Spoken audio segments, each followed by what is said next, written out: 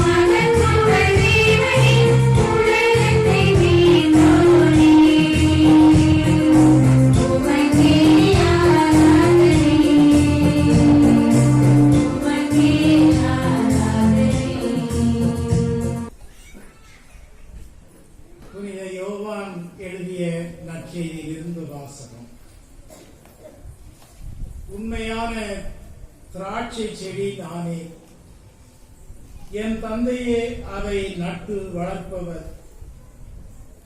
என்னிடம் உள்ள கனிகொடாத கொடிகள் அனைத்தையும் அவர் பறித்து விடுவார். கனிதரும் அனைத்து கொடிகளையும் மிகுந்த கனிதருமாறு கழித்து விடுவார். நான் சொன்ன வார்த்தைகளால் நீங்கள் ஏற்கனவே தூய்மையாயிருக்கிறீர்கள். நான் உங்களோடு இணைந்திருப்பது போல நீங்களும் என்னோடு இணைந்திருங்கள். கொடி திராட்சை செடியோடு இணைந்து இருந்தாலன்றி தானாக கனி தர முடியாது.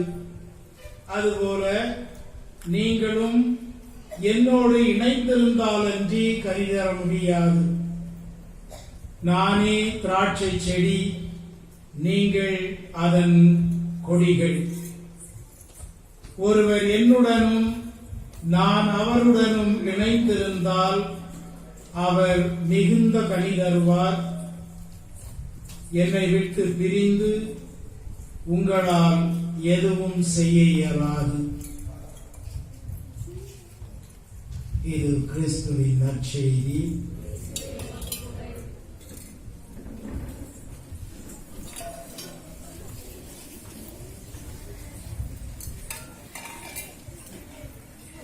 அருமையான ஒரு பவனியை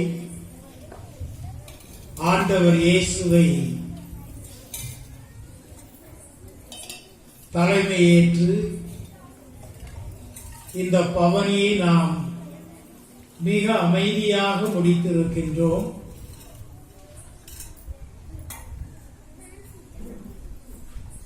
சில ஆண்டுகளுக்கு பிறகு இப்படி ஒரு அமைதியான ஒரு நற்கருணை பவனி நடைபெற்றது குறித்து உண்மையிலே நான் கொஞ்சம் ஆழ்ந்து சிந்தித்தேன். இல்லை என்றால் அங்கே ஒரு ஜெனரேட்டர் சத்தம் போட்டு கொண்டு இருக்கும், இங்க ஒரு பாட்டு பாடிக்கொண்டு இருக்கும், மக்களும் பேசிக்கொண்டே போவார்கள். ஆனால் கொரோனாவும் நமக்கு பாடம் பெற்று தந்திருக்கிறது. மக்கள் அமைதியாக ஜெபித்துக் கொண்டு பாடலை கேட்டுக்கொண்டு இந்த பவனியில் பங்கெடுத்தார்கள். இப்ப நான் பேசுவதை நிறுத்திவிட்டால் எவ்வளவு அமைதியா இருக்கின்றது என்று பாருங்கள். இல்லவே ஒரு ஜெனரேட்டர் அங்க சத்தம் போட்டுட்டு இருக்கோம், இங்க ஒண்ணு சத்தம் இருக்கும், அங்க ஒரு பலன்காரன் வச்சு சத்தம் போட்டுட்டு இருப்பான். ஆக நம்முடைய கவனம் முழுவதும் சிதறி, ஒருவேளை கடவுள் நமக்கு ஒரு பாடத்தையும் கற்றுத் தருகிறார். சரி, இன்றைய சிந்தனைக்கு நாம் வருவோம். 2 வாரங்களுக்கு முன் அமெரிக்க நாட்டில் விஸ்கான்சின் என்ற ஒரு மாநிலத்தில் ஒரு பவனி நடைபெற்றது. இந்த கொரோனா காலத்தில் பவனிகள் எல்லாம் தடை செய்யப்பட்டிருக்கிறது. ஆனால் ஒரு ஆயர் தலைமை தாங்கி சில பக்தி உள்ள மக்களுடைய முயற்சியால் அந்த நற்கருணை பவனி அந்த மாவட்ட தலைநகரில் வெகு சிறப்பாக நடைபெற்றுள்ளது. கொரோனா காலத்தில் பவனி நடைபெறக்கூடாது, ஊர்வலங்கள் தடை செய்யப்பட்டுள்ளது. ஆனால் அங்கே அந்த நற்கருணை பவனி நடந்தது.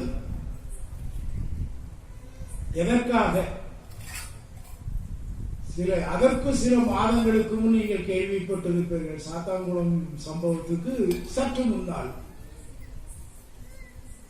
ஒரு ஆப்பிரிக்க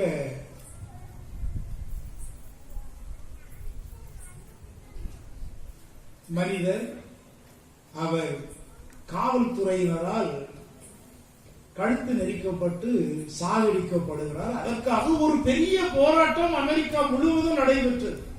நம்ம நாட்டில் ஜெயராஜ் பெனிக்ஸ் குடும்பத்துக்காக அந்த 2 பேருக்காக போராட்டம் நடந்தது போல ஒரு பெரிய போராட்டம் அமெரிக்காவில் நடந்தது.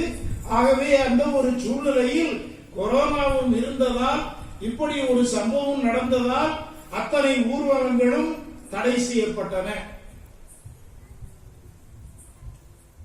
அந்த ஆப்பிரிக்க மனிதர் கொலை செய்யப்பட்ட காரணத்தால் ஆங்காங்கே வன்முறைகள் அவ்வப்போது நடந்து கொண்டிருந்தது. எனவே முற்றிலுமாக ஊர்வலம் தடை செய்யப்பட்டது. ஆனால் இந்த நற்கருணை ஊர்வலம் அங்கே நடைபெறுகிறது. அந்த ஊர்வலத்தை பார்த்தவர்கள் எப்பொழுதெல்லாம் அநீதியும் வன்முறையும் மேலோங்கி நிற்கின்றதோ, நாட்டிலே அமைதியும் நிம்மதியும் சீர்குலைந்து விடுகின்றதோ, எப்பொழுது நம்முடைய மனங்களிலும் உள்ளங்களிலும் இறைவனை விட்டு நாம் தொலைவில் சென்று விடுகின்றோமோ, எப்பொழுதெல்லாம் தொற்றுக்கள் நோய்கள் மனிதனை தாக்குகின்றதோ அப்பொழுதெல்லாம் நற்கருணை பவனி ஒரு பெரும் அருமருந்தாக அமைந்துள்ளது. ஆகவே இந்த அமெரிக்க நாட்டில் விஸ்கான்சன் மாகாணத்தில் அந்த ஊர்வலத்தை நற்கருணை பவனியை நடத்திய பொழுது வன்முறைகள், நோய் தொற்றுக்கள், அநீதிகள் இவை அனைத்தும் அகற்றப்பட வேண்டும் என்று அந்த ஊர்வலத்தை முன்னெடுத்தார்கள். கடவுள் நிச்சயமாக அந்த ஊர்வலத்தின் அந்த பவனியின் மூலமாக மக்களை ஆசீர்வதிப்பார். 1249 ஆண்டு தமியானோ என்னும் இடத்தில் கிளாரா என்ற ஒரு அருட்சகோதரி தன்னுடைய 16 அருட்சகோதரிகளோடு ஒரு மடத்தில் வாழ்ந்துள்ளார். அப்பொழுது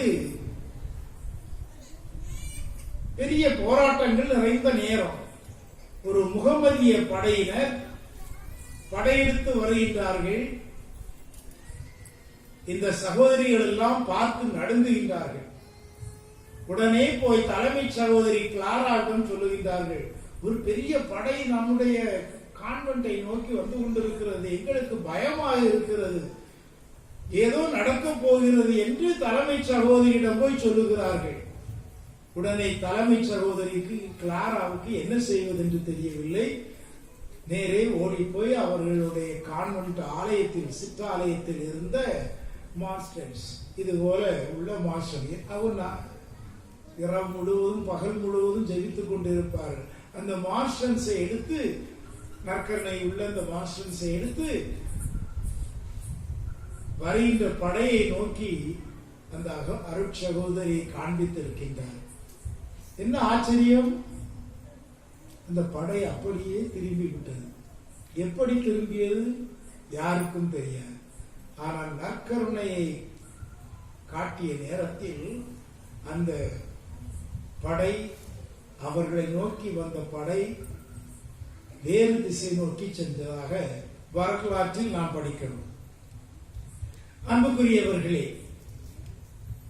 இப்படி ஊர்வலங்கள், பவனிகள், நற்கருணை பவனிகள் நம்முடைய வாழ்க்கையில், மனித சமுதாயத்தில் பல மாற்றங்களை கொண்டு வந்திருக்கிறது.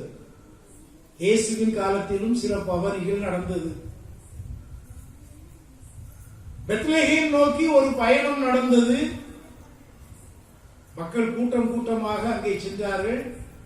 ஆயர்கள் சென்றார்கள், இடையர்கள் ஆட்டு மந்தையை விட்டு விட்டு சென்றார்கள். நல்ல மனது உள்ளவர்களுக்கு அமைதி என்று வானதூதர்கள் பாடினார்கள்.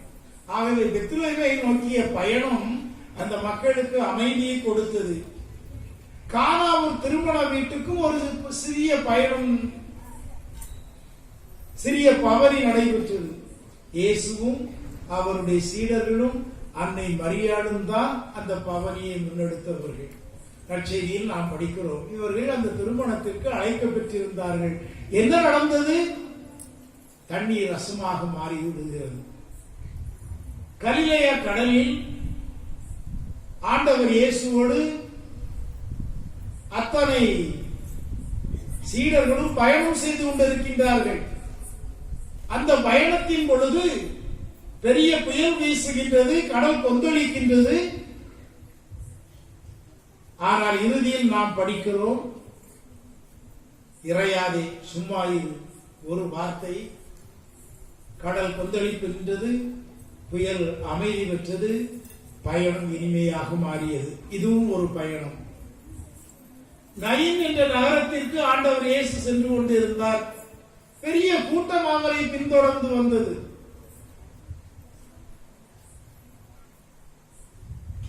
எதிரே இன்னொரு ஊர்வலம் வந்து கொண்டிருக்கிறது. ஒரு இறந்த இளைஞனை தூக்கி கொண்டு வருகிறார்கள். இரண்டு ஊர்வலங்கள் சந்திக்கின்றன, இரண்டு பவனிகள் சந்திக்கின்றன. ஆனால் ஆண்டவர் இயேசுவை தலைமை தாங்கி ஆண்டவர் இயேசுவினுடைய தலைமையில் சென்ற அந்த பவனி முற்றிலும் வேறுபட்ட பவனியாக மாறுகிறது. தாய் அழுது கொண்டிருக்கின்றார். தன்னுடைய ஒரே மகன் ஒரு இளைஞனை இழந்து பாடையில் அவனை தூக்கி செல்லுகிறார்கள். அழாதே. அந்த தாயை பார்த்து சொல்லுகின்றார். அந்த பவனி முற்றிலுமாக வேறு விதமாக காட்சி அளிக்கிறது. அந்த இளைஞன் உயிர் பெற்றிருக்கிறான். ஆக இப்படி ஒரு பவனியும் நடைபெற்றுள்ளது. 101 தலைவனுடைய வீட்டுக்கு செல்லுகிறார். பெரும் கூட்டம் பின்தொடர்ந்து வந்து கொண்டே இருக்கிறது. என்னுடைய வீட்டிற்கு நீர் வர வேண்டாம், ஒரு வார்த்தை சொல்லும், குணமடைவான். பவனி அதோடு நின்று விடுகிறது. அந்த 101 தலைவனுடைய மகன் வேலைக்காரன் குணமடைகிறான். அன்பார்ந்த சகோதர சகோதரிகளே, இப்படி இயேசுவினுடைய காலத்தில் நிறைய பயணங்கள் நடைபெற்றன. அத்தனை பயணங்களும் வரலாற்றில் ஒரு இடம் பிடித்தது. இயேசுவின் தலைமையில் சென்ற அத்தனை பவனியும் அத்தனை ஊர்வலமும் எத்தனையோ மக்களுக்கு நன்மைகளை கொண்டு வந்தது. எனவே இங்கு நாம் அனைவரும் இயேசுவின் தலைமையில் பவனியாக வந்திருக்கின்றோம் என்றால் நம்மில் பலருக்கு அது மாற்றத்தையும் மறுமலர்ச்சியையும் எழுச்சியையும் தர வேண்டும். நம்மில் பலருக்கு வாழ்வில் வீசுகின்ற புயல் அடங்க வேண்டும், நோய் அகல வேண்டும், கடல் கொந்தளிப்பு நின்று போக வேண்டும், பற்றாக்குறைகள் முற்றிலுமாக அகற்றப்பட வேண்டும். ஆகவே இந்த பவனி ஆண்டவர் இயேசுவின் தலைமையில் நாம் அனைவரும் வந்திருக்கின்றோம் என்றால் அந்த பவனி இத்தகைய மாற்றங்களை நமக்கு கொண்டு வர வேண்டும். அந்த மாற்றங்கள் நடைபெற வேண்டும் என்றால், அல்லது இயேசுவின் காலத்தில் அந்த மக்களுக்கு நடைபெற்றது என்றால் ஒரே காரணம், அவர்கள் நம்பினார்கள். கூட்டமாக சொல்லுவதால் கடவுளுடைய கொடையை நாம் பெற்றுக்கொள்ள முடியாது. ஆக நிறைய பேர் சேர்ந்து ஒரு கூட்டமாக வந்திருக்கிறோம், ஆகவே கடவுள் நமக்கு செய்வார், அருமையாக திருவிழா கொண்டாடுகிறோம், நமக்கு கேட்டது கிடைக்கும். இல்லை, உங்களுடைய நம்பிக்கை எப்படி இருக்கின்றது என்பதை பொறுத்துதான் கடவுளுடைய கொடையை நீங்கள் பெற முடியும். இயேசுவின் வரலாறு, அவரோடு வாழ்ந்த மக்களுடைய வரலாறு இதைத்தான் சொல்லுகிறது. நம்பியவர்கள் பெற்றார்கள். ஆகவே கூட்டம் சேர்ப்பதால் கடவுளுடைய கொடையை பெற முடியாது. நம்பினால் மட்டுமே நம்ப முடியாதவைகளை எல்லாம் நம்முடைய வாழ்க்கையில் நாம் அனுபவிக்க முடியும். நம்ப முடியாதவைகளையும் நம்பினால் நாம் அனுபவிக்க முடியும். திராட்சை ரசமாக தண்ணீர் மாறியது என்றால் அது நம்பிக்கையின் முதிர்ச்சி. 5 அப்பங்களை கொண்டு 5000 பேருக்கு பகிர்ந்தளித்தார்கள் என்றால் அது நம்பிக்கையின் வெளிப்பாடு. இளைஞரை உயிர் பெற்றலை செய்தார் என்றால் அந்த மனிதனுடைய நம்பிக்கை. ஒரு வார்த்தை சொன்னால் போதும், குணமடைவான் என்னுடைய ஊழியர். எவ்வளவு ஆழமான நம்பிக்கை! ஐயா, நீர் என் வீட்டிற்கு வர வேண்டாம், நீர் அடியெடுத்து வைக்க நான் தகுதியற்றவன், ஒரு வார்த்தை சொன்னால் போதும், குணமடைவான். நடந்தது. சக்கையில் அவரை பார்க்க வேண்டும் என்றுதான் ஓடி போய் ஒரு அத்திமரத்தில் ஏறிக்கொண்டான். அவனுடைய ஆசை எல்லாம் அந்த இயேசுவை பார்க்க வேண்டும், பார்த்தாலே போதும் என்னுடைய வாழ்க்கையில் மாற்றம் ஏற்பட்டுவிடும், நான் இழந்து போன நிம்மதியை எல்லாம் அனுபவித்து விடுவேன், அவரை பார்த்தாலே போதும். அதுதான் அந்த சக்கையினுடைய அபிலாஷை. ஆனால் நடந்தது என்ன? அவனுடைய நம்பிக்கை அவனுக்கு அதிகமாக கொடுத்தது. அவன் குள்ளன் அத்திமரத்தில் போய் உட்கார்ந்து கொண்டான். அங்கிருந்து பார்க்கின்றான், அவரை பார்த்தால் எனக்கு வாழ்வில் நிறைவு, ஒரு நிம்மதி. ஆனால் சக்கையை பார்க்கிறார் இயேசு. சக்கையை விரைவாய் இறங்கி வா, இன்று நாம் உன் வீட்டில் தங்க வேண்டும். எதிர்பார்த்தது ஒரு பார்வை, கிடைத்தது ஒரு நாள் முழுவதும் அங்கே தங்குவது. அந்த வீட்டில் விருந்து நடைபெறுகிறது. பெரிய மாற்றம் ஏற்படுகின்றது. கடைசியில் ஆண்டவரை சொல்கிறார், நீ என்னை பார்க்கத்தான் விரும்பினாய், உன் வீட்டிற்கு நான் தங்க வந்தேன். அதைவிட கடவுளுடைய மாபெரும் கொடைகள் அனைத்தையும் உனக்கு தருகிறேன் என்கிறார். இவனும் ஆபிரகாமின் மகன்தானே. ஆகவே ஆபிரகாமின் மகன் வாக்களித்த ஆபிரகாமுக்கு ஈசாக்கு தான் ஒரே மகன். அந்த இடத்தை இந்த சக்கையில் பெற்றுக் கொண்டான். காரணம் என்ன? அந்த சக்கையுடைய அசையாத நம்பிக்கை. எனக்கு கிடைக்கும், நான் பார்த்தாலே போதும், எனக்கு வாழ்வில் நிறைவு வந்துவிடும் என்று சொல்லுகிறார். இன்னொரு நிகழ்ச்சியை பார்க்கிறோம். கலிலேயா கடலில் ஆண்டவர் நடந்து செல்கிறார். சீடர்கள் படகில் மீன் பிடித்துக் கொண்டிருக்கின்றார்கள். கடலில் பெரிய கொந்தளிப்பு, புயல் வீசுகிறது. தூரத்தில் பார்க்கின்றார்கள், ஒரு ஆள் கடலிலே நடந்து வந்து கொண்டிருக்கிறார். ஆனால் அவர் அடையாளம் கண்டு கொண்டார்கள், இது இயேசுதான் என்று. இயேசுதான் கடலில் நடந்து வந்து கொண்டிருக்கின்றார் என்று சொன்னவுடன் பேதுரு படகில் இருந்து உடனே எழுந்து நின்று, அப்படியானால் நானும் நடந்து வர எனக்கு அனுமதி கொடும். நல்ல ஆசைதான், அருமையான நம்பிக்கை அவரிடம் இருந்தது. நானும் எழுந்து உம்மோடு நடந்து வர எனக்கு கட்டளையிடும். கடவுள் நம்பிக்கையோடு கேட்கும்போது கொடுப்பார். பேதுரு நடந்தார், கடலிலே நடந்து செல்கின்றார். கொஞ்ச தூரம் போன உடனே அவருக்கு ஒரு சின்ன சலனம் ஏற்படுகிறது. நம்பிக்கையில் ஒரு தளர்ச்சி ஏற்படுகிறது. அந்த தளர்ச்சி ஏற்பட்டவுடன் மனிதன் கீழே மூழ்கத் தொடங்குகிறார். பார்க்கின்ற புயலும் கடலின் கொந்தளிப்பும் அவருக்கு பயத்தை அதிகமாக்கி விடுகிறது. கடவுள் மீது உள்ள நம்பிக்கையை குறைத்து விடுகின்றது. எனவே கடலில் மூழ்கத் தொடங்குகிறார். அன்பார்ந்தவர்களே, அந்த நம்பிக்கை ஒன்றுதான் அவரை கடலில் நடக்க வைத்தது. ஆனால் அவநம்பிக்கை அவரை மறுபடியும் கடலில் மூழ்கடித்து விடுகிறது. எனவே நாம் ஆண்டவருடைய கொடைகளை நம்முடைய வாழ்க்கையில் பெற வேண்டும் என்றால் நமக்கு நம்பிக்கை அவசியம். நம்பிக்கை இருந்தால் நம்ப முடியாதவைகள் நம்முடைய வாழ்க்கையில் நிகழும். இந்த நம்பிக்கையை அதிகமாக்கிக் கொள்வதற்கு வழி என்ன? கடவுளோடு உள்ள நெருக்கத்தை அதிகமாக்க வேண்டும். சாதாரணமாக நம்முடைய நம்பிக்கை அதை எப்பொழுதும் வளர்ச்சி அடையும். ஒரு ஆளை திரும்ப திரும்ப திரும்ப திரும்ப பார்க்க, பேச, அந்த ஆளை சந்திக்க நாம் ஆரம்பித்தால் அந்த ஆள் மீது நம்பிக்கை ஏற்படும். ஆகவே இந்த ஒரு நெருக்கத்தை நாம் அதிகமாக்கி கொண்டால் மட்டும்தான் நம்பிக்கை வளரும். ஆண்டவர் மீது நமக்குள்ள நம்பிக்கை அதிகமாக இருக்க வேண்டும் என்றால் அவரோடு உள்ள தொடர்பை நாம் அதிகமாக்க வேண்டும். அவரோடு பேசுவதை, அவரோடு உரையாடுவதை, அவரோடு நம்முடைய எண்ணங்களை, வாழ்க்கையை பகிர்ந்து கொள்வதை அதிகமாக்கினால்தான் கடவுள் மீது நமக்கு நம்பிக்கை வரும். சாதாரண அனுபவம் இது. கடவுளும் நம்மை போலத்தான்.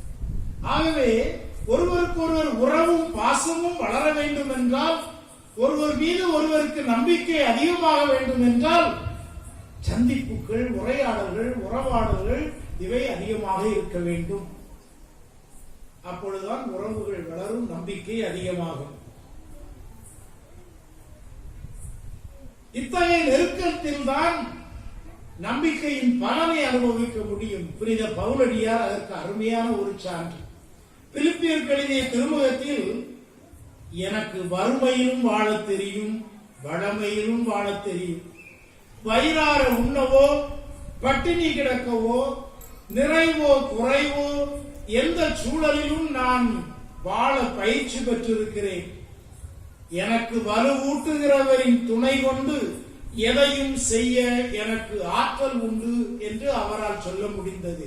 காரணம் என்ன என்றால், கடவுளுடைய அருளை அவ்வளவு அதிகமாக அனுபவித்து உணர்ந்தவர். வறுமையிலும் வாழத் தெரியும், வளமையிலும் வாழத் தெரியும், பசியிலும் வாழத் தெரியும், செழுமையிலும் வாழத் தெரியும். எந்த சூழ்நிலையிலும் என்னால் வாழ முடியும் என்று அவரால் சொல்ல முடிந்தது என்றால், கடவுள் மீதுள்ள அந்த நம்பிக்கையின் உச்சகட்டத்தை அவர் பெற்றிருந்தார். அதற்கு காரணம், கடவுளோடு மிக அருகில் இருந்தார், நெருக்கத்தை அதிகமாக்கி கொண்டார், கடவுளை தன் சார்பில் வைத்துக் கொண்டார். இறைவன் என் சார்பில் இருக்கும் பொழுது எவன் எனக்கு எதிராக இருக்க முடியும் என்று அவரால் சொல்ல முடியுது. கடவுள் என் சார்பில் இருக்கிறார், என்னோடு இருக்கிறார், நான் அவரோடு இருக்கின்றேன் என்று ஆணித்தரமாக அறிக்கையிட்டு அவரால் சொல்ல முடிந்ததால் தான் எந்த சூழ்நிலையிலும் எனக்கு வாழ முடியும், எதையும் நான் சாதிக்க முடியும், எந்த நிலையிலும் நான் வாழ்ந்து காட்டுவேன் என்று சொல்ல முடிந்தது. அன்புக்குரியவர்களே, நாம் ஒவ்வொருவரும் சொல்ல முடியும். நம்பிக்கையை நாம் அதிகமாக்கிக் கொண்டால், நம்முடைய ஆண்டவரோடு உள்ள நெருக்கத்தில் நம்மை அதிகமாக்கிக் கொண்டால், நாமும் பவுலடியாரை போல் சொல்ல முடியும். என்னடா வாழ்க்கையில் பிரச்சனை? எந்த பிரச்சனை என்னுடைய குடும்பத்தை தாக்க முடியும்? ஒன்றும் நம்மை அசைக்க முடியாது. கடவுளோடு உள்ள நெருக்கத்தில் இருந்து, ஐயோ அவன் செய்வனை செய்துட்டான், இவன் ஏவல் பண்ணிவிட்டான், ஒன்றும் நம்மை அணுகாது, ஒன்றும் நம்மை அணுகாது. கடவுளை நாம் சார்பில் வைத்துக் கொண்டார். இந்த நெருக்கத்தை பற்றி தான் இன்றைய வாசகத்தை வாசித்தோம். நான் எதிர்பார்க்காமல் இந்த 4வது சந்திப்பில் ஒரு வாசகம் வாசித்தார்கள். அதுவும் இதே வாசகம் தான். கடவுளோடு நாம் இணைந்திருந்தால் விரும்பியதெல்லாம் கேளுங்கள், உங்களுக்கு கிடைக்கும். இன்றைக்குள்ள வாசகங்கள், நற்செய்தி வாசகம், இந்த திராட்சை செடியும் கொடியும் இணைந்திருந்தால்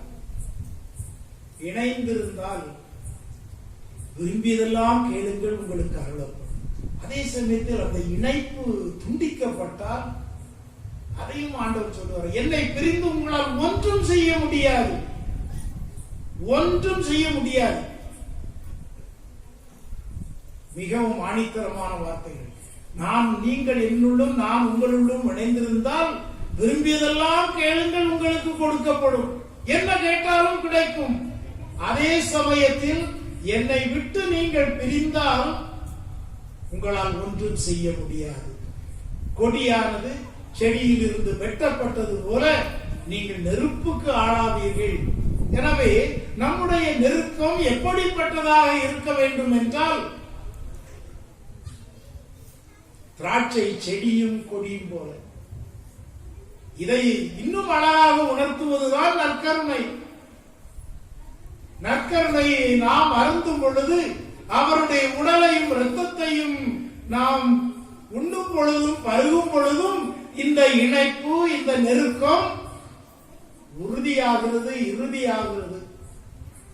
ஆகவே நற்கருணையில் நாம் பங்கெடுக்கும் பொழுது நீங்கள் எதை வேண்டுமானாலும் கேளுங்கள், இணைப்பு நெருங்கி இருக்கின்றது, உறுதியாக இருக்கின்றது. எதை வேண்டுமானாலும் கேளுங்கள், உங்களுக்கு கிடைக்கும். திருப்பலியில் கலந்து கொள்ளும் பொழுது, நற்கருணை விருந்தில் அமரும் பொழுது ஆண்டவரோடு நாம் மிக அருகில் இருக்கிறோம். அந்த நேரத்தில் நீங்கள் கேளுங்கள், கடவுள் கட்டாயம் உங்களுக்கு தருவார். உங்கள் வாழ்க்கையில் என்ன பிரச்சனை இருந்தாலும் இந்த நற்கருணையை நீங்கள் வாங்கியவுடன் ஆண்டவரிடம் கேளுங்கள். ஆண்டவருக்கு அருகில் இருக்கிறீர்கள். வல்லமையுள்ள தேவன் உங்களுள் இருக்கிறார். கேட்பதெல்லாம் தருகிறவர் அந்த நேரத்தில் உங்களுக்கு கொடுப்பார். ஆகவே நற்கருணை ஆண்டவரோடு நாம் மிக நெருங்கி இருப்பதற்கு நல்ல ஒரு வாய்ப்பு.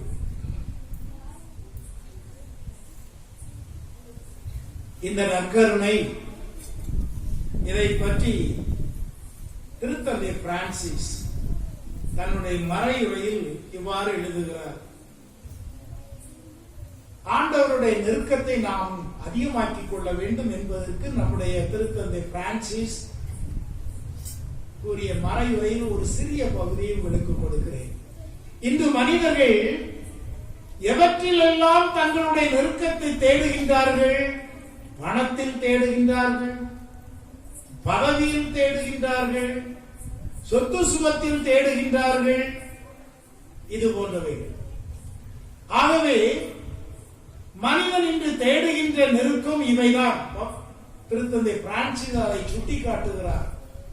மனிதன் எதோடு நெருங்கி இருக்கின்றான்? ஞாயிற்றுக்கிழமை திருப்பலி இருக்கிறது, அங்க பக்கத்துல ஒரு ஆளை பார்க்க போகணும். எது முக்கியம்? அதுதான் முக்கியம். நற்கருணை எல்லாம் முக்கியம் கிடையாது. அப்ப நம்முடைய நெருக்கம், நம்முடைய முக்கியத்துவம் எதில் இருக்கின்றது? எனவே திருத்தந்தை சொல்லுகின்றார், இன்றைய சூழலில் மனிதனுடைய நெருக்கம், முக்கியத்துவம் எதற்கு கொடுக்கப்படுகின்றது என்றால் பணத்துக்கு கொடுக்கப்படுகின்றது, பதவிக்கு கொடுக்கப்படுகின்றது, சொத்து சுகங்களுக்கு கொடுக்கப்படுகின்றது, வேலை வாய்ப்புகளுக்கு கொடுக்கப்படுகின்றது. ஆண்டவர் அழகாக சொல்லுகின்றார், எவ்வளவுதான் இருந்தாலும் செல்வ பெருக்கினால் வாழ்வு வந்து விடாது. எவ்வளவுதான் இருந்தாலும் செல்வ பெருக்கினால் வாழ்வு வந்து விடாது. வாழ்வு எங்க இருக்கு? என் தசையை உண்டு என் ரத்தத்தை குடிப்பவன் நிலை வாழ்வை பெறுவான். பணத்திலே வாழ்வு வந்து விடாது. பணம் இல்லாம எத்தனையோ பேர் வாழ்றாங்க. புகழும் பெருமையும் சொத்தும் இல்லாமல் எத்தனையோ பேர் வாழ்ந்து கொண்டிருக்கின்றார்கள், அமர்க்களமாக வாழ்கின்றார்கள். நிறைய பேர் சொல்லலாம். வாழ்வு என்பது அதில் அல்ல. வாழ்வு என்பது உள்ளத்தின் ஆழத்தில் இருக்கிறது. அதை கொடுப்பவன் ஆண்டவன் ஒருவன் தான். எவ்வளவு இருந்தாலும் இல்லாதவன் போல் வாழலாம், இல்லாமல் இருந்தாலும் இருப்பவன் போலும் வாழலாம். அதை கொடுப்பவர் ஆண்டவர் ஒருவர் தான். பவுலடியார் அதைத்தான் சொல்லுகிறார். எனவே திருத்தந்தை சுட்டி காட்டுகிறார், பணம் பதவி இவற்றால் வாழ்வு வந்து விடாது. எவ்வளவுதான் இருந்தாலும் செல்வ பெருக்கினால் வாழ்வு வந்து விடாது. ஆகவே நற்கருணையில் ஆண்டவர் இயேசுவோடு உள்ள நெருக்கத்தில் நம்முடைய வாழ்வை கண்டடைவோம். அன்புக்குரியவர்களே, நெப்போலியன் போனபர்ட் என்பவன் ஒரு பிரெஞ்சு நாட்டு அதிபர். அந்த நாட்டை தன்வசப்படுத்தி இருந்தார். ஐரோப்பிய நாடு முழுவதையும் தன்னுடைய ஆட்சியின் கீழ் கொண்டு வந்து விட்டார். அவருக்கு ஒரு ஆசை, ரஷ்யாவையும் பிடிக்க வேண்டும் என்று. ஆகவே ரஷ்யாவை பிடிப்பதற்கு தன்னுடைய படையோடு செல்லுகிறார். அவ்வாறு படையோடு செல்லுகின்ற பொழுது நெப்போலியன் போனபர்ட்டுடைய படை நெருங்கி வருவதை கண்ட ரஷ்ய மக்கள் தங்கள் வீடுகளை விட்டு வெளியேறி வயல்வெளியில், விளைந்து கிடந்த வயல்வெளியில் நெருப்பை வைத்து விடுகிறார்கள். ஆகவே வயல்வெளி முழுவதும் பற்றி எரிகிறது. வீட்டில் இருந்த பொருட்கள், தானியங்கள் அனைத்தையும் நெருப்பை வைத்து கொளுத்திவிட்டு அவர்கள் வேறு இடங்களுக்கு புலம்பெயர்ந்தார்கள். இந்த ரஷ்ய படை வந்தது, நெப்போலியனுடைய படை வந்தது, எல்லாம் நெருப்பாகி கிடக்கிறது. ஏறக்குறைய 5 லட்சத்துக்கு மேல் படை வீரர்களோடு நெப்போலியன் படையெடுத்தான். அவன் செல்லும் இடமெல்லாம் எல்லாம் சாம்பலாகி கிடக்கிறது. சாப்பிடுவதற்கு ஒன்றுமில்லை. பிரச்சனை அது. சாப்பிடுவதற்கு உணவு இல்லை. அத்தனை பேருக்கும் நெப்போலியனால் உணவு கொடுக்க முடியவில்லை. அங்கு உணவு இருக்கும், இவர்கள் சாப்பிட்டுக் கொள்ளலாம், உயிர் வாழலாம் என்று நினைத்தார்கள். ஆனால் அத்தனையும் தீ வைத்து எரித்து விட்டார்கள் ரஷ்ய மக்கள். எதிர்பாராத விதமாக குளிர்காலமும் தொடங்கியது. எனவே ஏற்கனவே உணவு இல்லை, பசி, பட்டினி, நோய், உடம்பில் பலம் இல்லை. ஆகவே ரஷ்ய படை வெகு எளிதாக நெப்போலியனுடைய படையை தோற்கடித்தது. அந்த நெப்போலியன் சரியாக திட்டமிடாத காரணத்தினால் அவன் தோல்வி அடைந்தார். உணவு அவ்வளவு மிக முக்கியமானது, அதிலும் ஆன்மீக உணவு அதைவிட முக்கியமானது. எனவே அன்பார்ந்தவர்களே, நற்கருணை பவனியில் பங்கெடுக்கின்ற நாம் ஒவ்வொருவரும் ஆண்டவரை நம்புவோம். இன்று நாம் ஒவ்வொருவரும் நம்முடைய நம்பிக்கையை புதுப்பித்துக் கொள்வோம். ஆண்டவரை நம்புவோம். என்னுடைய வாழ்க்கையில் நம்ப முடியாதவர்கள் நடக்கும் என்று தீர்மானிப்போம். அந்த நம்பிக்கையை வளரச் செய்வதற்கு ஆண்டவரோடு உள்ள நெருக்கத்தை அதிகமாக்கிக் கொள்வோம். அந்த நெருக்கம் இன்னும் அதிகமாக நற்கருணை விருந்தில் பங்கெடுப்போம்.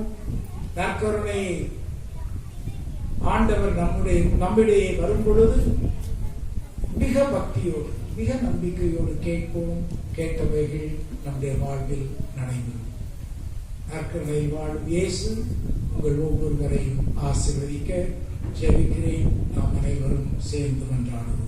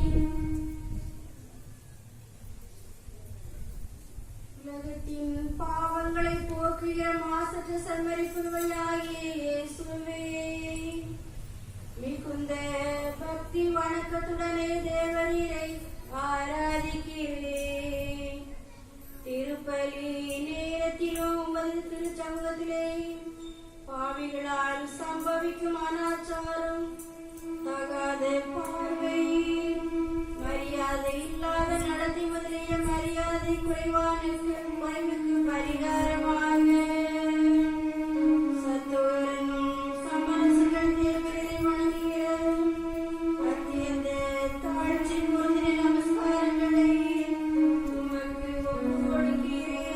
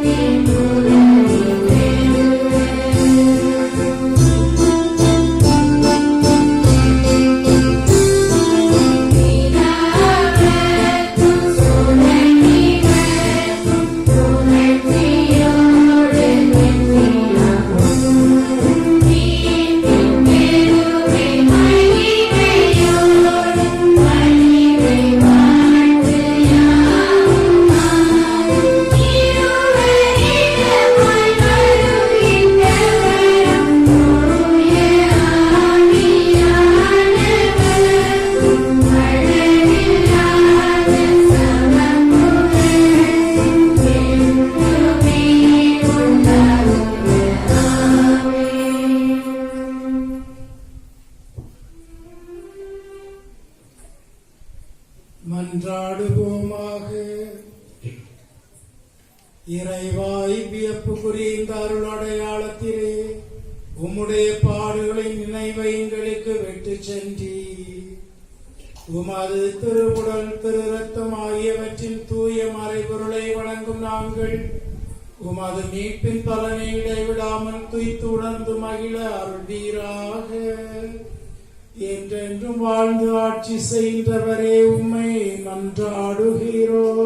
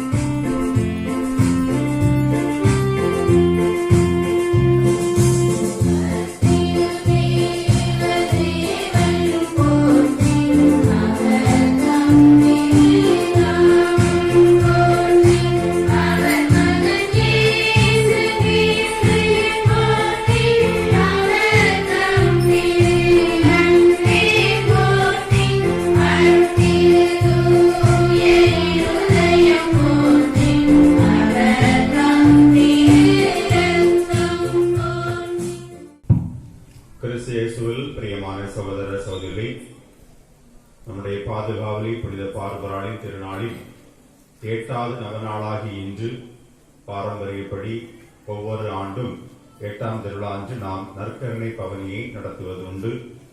இந்த ஆண்டும் நல்ல முறையிலே நடத்தியிருக்க வேண்டும். ஆனாலும் நடத்த முடியாதோ என்ற ஒரு நிலை இருந்த பொழுதும் கடவுளின் அருளால் எங்கெல்லாம் நற்கருணை பவனி நடந்திருக்கிறதோ அங்கே மாற்றங்கள், கடவுளோடு நெருக்கிய உறவுகள் ஏற்பட்டு பல கொள்ளை நோய்களும் பலவிதமான சிக்கல்களும் தீர்ந்ததை நாம் மறைவுரையிலே கேட்டோம்.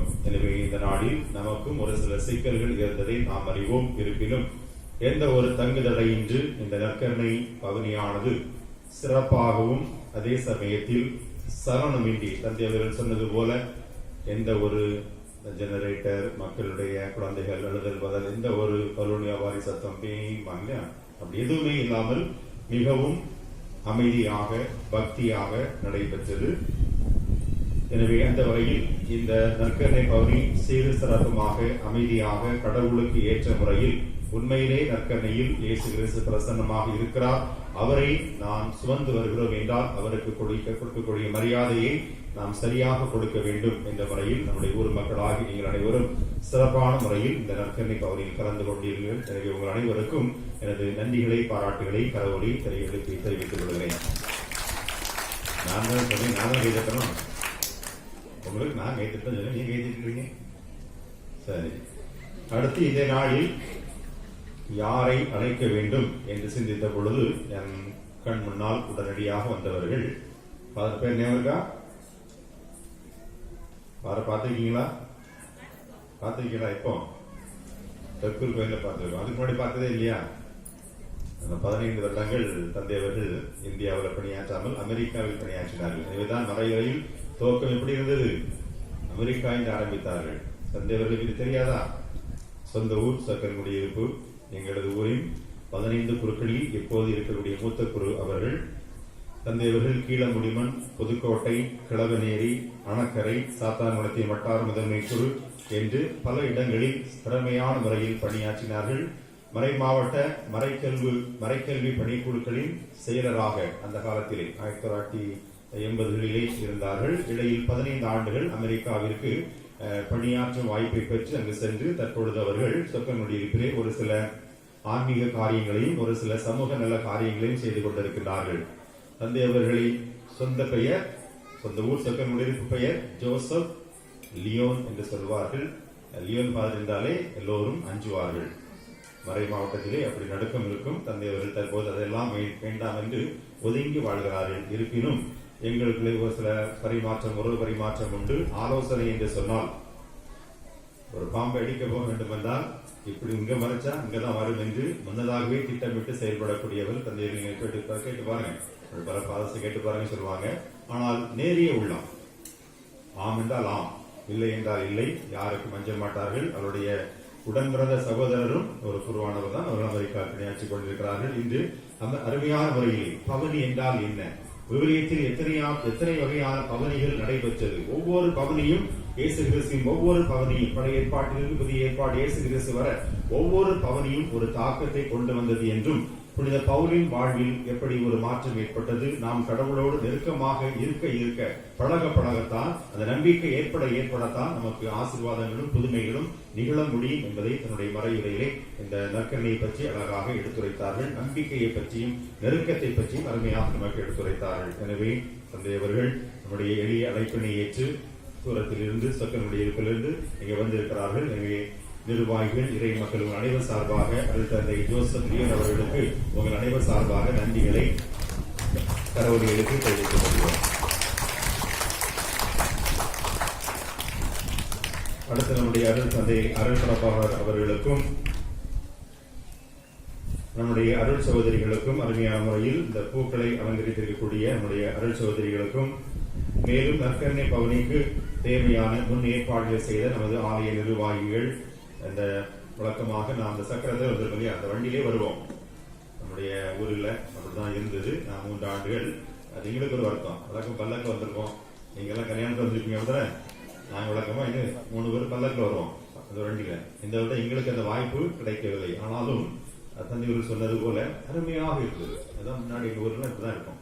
இந்த பாலி மட்டும் நம்மகிட்ட மிஸ்ஸிங், அது எதிர்பாராதது. இந்த பாலி பிளஸ் உள்ள அந்த வேட்டி விரிச்சு அப்படி கொண்டு போறது, அப்படிப்பட்ட ஒரு பாரம்பரியத்தை நாம் கொண்டிருந்தோம். இந்த ஆண்டு நமக்கு அது ஒரு வாய்ப்பு கிடைத்திருக்கிறது. எனவே அருமையான முறையில் செயல்பட்ட நமது ஆலய நிர்வாகிகளுக்கும், மேலும் நற்கரணை பகுதிக்கு தேவையான அனைத்து வகையான பூக்கள், இதை பத்தி தான் அழகா இருக்கு. விட்டா குழம்பி மேய்ஞ்சிட்டு போயிருவீங்க. அனைத்து பூக்கள் வழியில பாத்தீங்கன்னா ஏகப்பட்ட உதிரி பூக்கள் சொல்லியிருக்காங்க. இந்த ஆண்டு அசனம் கொடுக்க முடியவில்லை. எனவே அந்த படத்தில் ஆலயத்திற்கு ஆண்டவரை இந்த மலர்களால், இந்த பாடல் குழுவினர் பாக்களால் அலங்கரித்தார்கள். நான் மலர்களால் அலங்கரிக்கிறேன் என்று சொல்லி திரு ராஜன் செல்லம்மாள் தம்பதியினர் இந்த ஆண்டு இந்த பூக்கள் முழுவதையும் அன்பளிப்பாக வாங்கி தந்திருக்கிறார்கள். எனவே அவர்களுக்கும் அவற்றை ஜோடித்த அருட்சோதரிகளுக்கும் நினைவு சார்பாக நன்றிகளை கரவொலிகளுக்கு தெரிவித்துக் கொள்வோம். நல்ல முறையில் பாடல்களை பாடிய பாடல் குழுவினர் திரு பங்கராசார் மற்றும் அனைத்து நல்ல உள்ளங்கள், இளையோர், இளம்பெண்கள், வழிபாட்டு குழுவினர் அனைவருக்கும் நன்றிகளை தெரிவித்துக் கொள்கிறேன்.